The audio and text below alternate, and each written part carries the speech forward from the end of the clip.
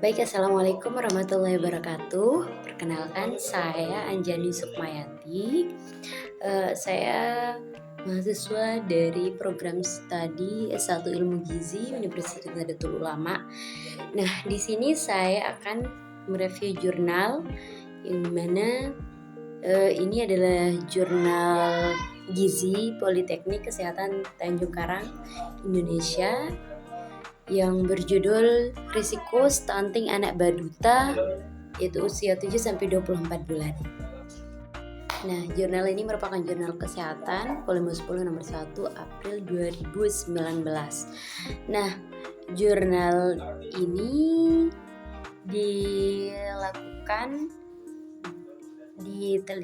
penelitian ini dilaksanakan di Kelurahan Sukaraja, Kota Bandar Lampung tahun 2018. Nah, adapun latar belakang dari penelitian ini antara lain itu dari hasil penilaian status gizi pada tahun 2017 yang dimana memberikan gambaran bahwa masalah stunting atau balita pendek masih menjadi sebuah masalah kesehatan gitu di Provinsi Lampung gitu, karena prevalensi masih di atas 20%, yang dimana rentan prevalensinya itu antara 23,5% sampai 37,3% gitu. Di sini ada 5 kabupaten atau kota yang memiliki prevalensi tertinggi untuk stunting, yaitu Kabupaten Lampung, Tanggamus, Lampung Tengah, dan Lampung Utara, serta Bandar Lampung. Nah, untuk jika dibandingkan dengan hasil penilaian status gizi tahun 2016, maka kenaikan terbesar prevalensi stunting itu secara berurutan itu ditempati oleh Kabupaten Lampung Utara, terus ada Kabupaten Tanggamus, Kota Bandar Lampung, dan yang paling tinggi adalah dan yang paling rendah itu adalah Lampung Tengah. Nah, tadi yang paling tinggi itu adalah di Kabupaten Lampung Utara. Oleh sebab itu, tujuan dari penelitian ini adalah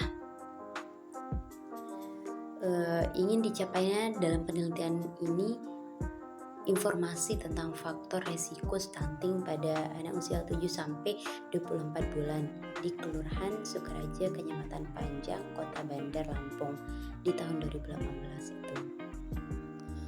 Nah, adapun variabel yang dicakup di sini adalah variabel dependen dan variabel independennya, yang dimana variabel dependennya tersebut adalah stunting itu, dan variabel independennya adalah konsumsi zat gizi, ASI eksklusif, inisiasi menyusui dini, ada riwayat penyakit dari ibunya, riwayat penyakit infeksi, ada status gizi ibu, usia ibu melahirkan, riwayat kelahiran prematur, jarak kelahiran, dan tingkat pendidikan ibunya tersebut.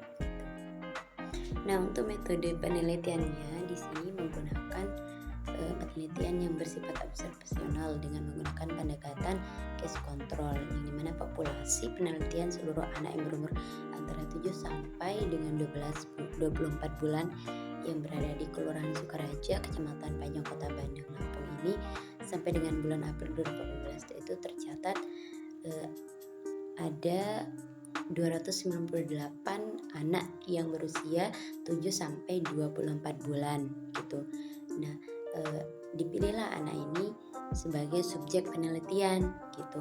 Nah, pada penelitian ini diambil sejumlah sampel yang akan digunakan itu dikelompokkan menjadi 2, itu kelompok kasus dan kelompok kontrol dengan perbandingannya itu 1:2.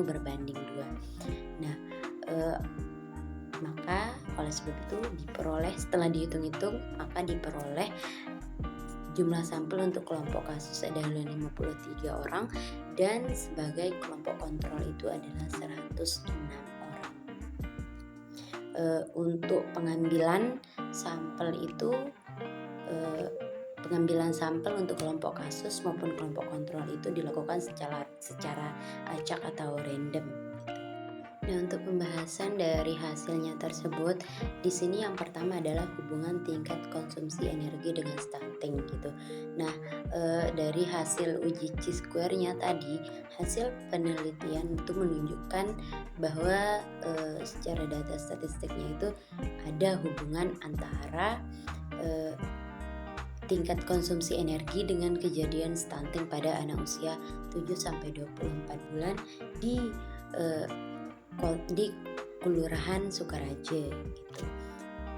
Selanjutnya, hubungan tingkat konsumsi protein dengan stunting dari hasil uji square-nya itu dapat diketahui bahwa penelitian ini tidak ditemukan adanya hubungan antara konsumsi protein dengan kejadian stunting tersebut.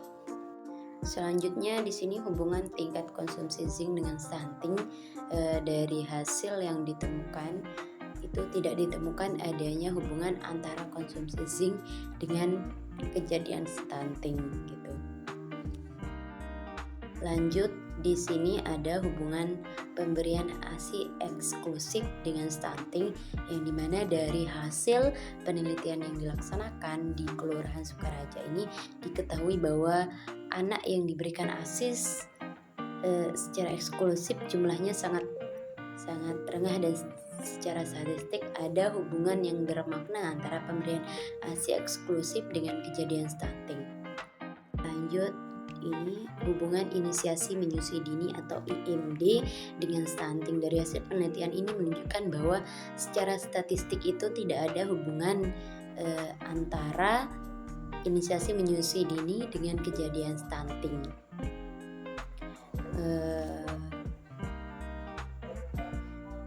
Tidak ditemukannya hubungan antara inisiasi menyusui dini dengan stunting pada anak di Kelurahan Sukaraja ini bisa terjadi karena bias informasi ya.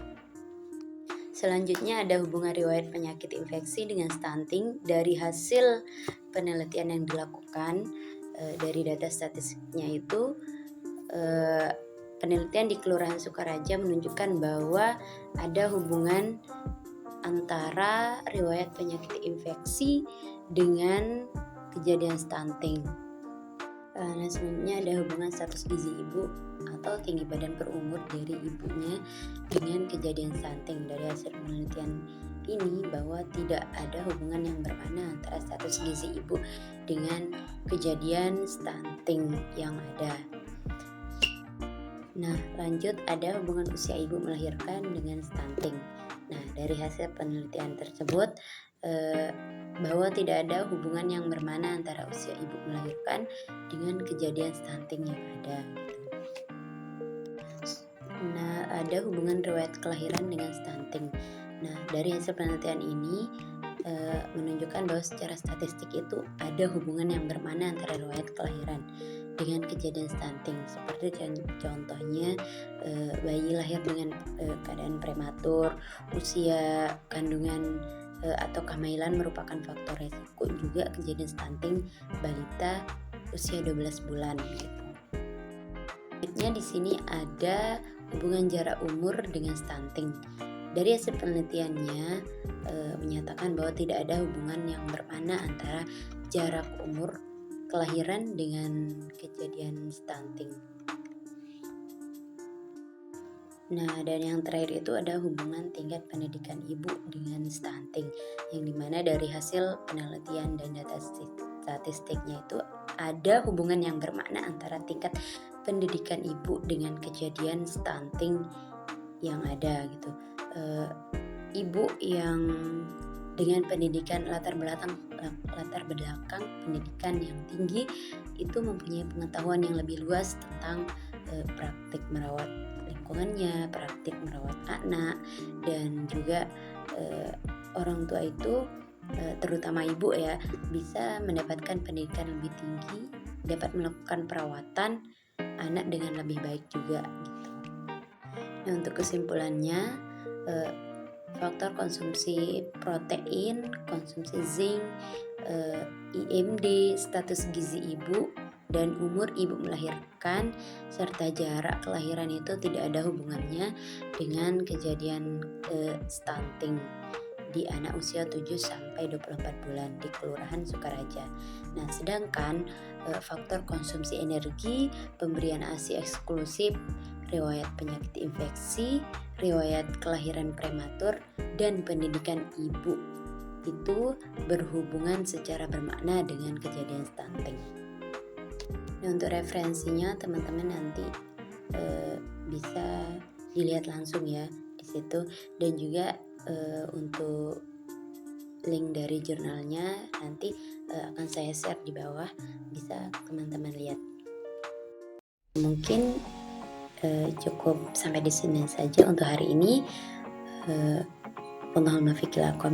Wassalamualaikum warahmatullahi wabarakatuh.